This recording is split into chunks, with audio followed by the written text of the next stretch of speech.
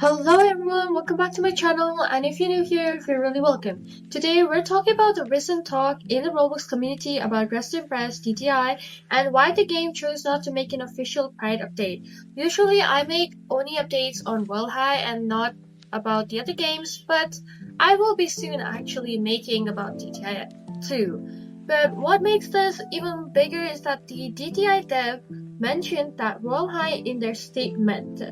Okay, saying that they look at it for secret Pride content, but that's not true because Royal High has always been open about Pride with clear Pride patterns, hairstyles, accessories, and even public posts showing support. On top of that, here is the DTI news post on Twitter where they explain that they won't make a Pride update because they're worried about being shadow banned in some countries that don't support LGBTQ plus content.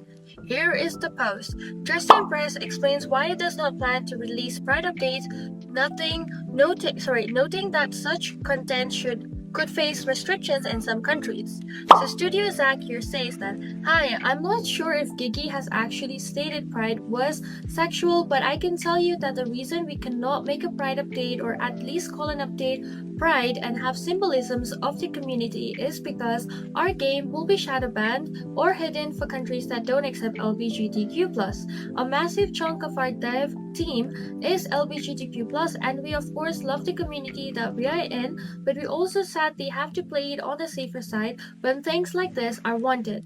We have talked about secret Pride things we could add, with some of our references being Royal High and Adopt Me. So from a player's view, this feels more like a business choice than caring about the community. A shadow ban on Roblox is usually not a big problem, so it doesn't really explain why they would skip an update that players have wanted for years. Many people think that this reasoning is strange, too corporate, and honestly the dev should have just said what they wanted to do instead of giving this kind of excuse.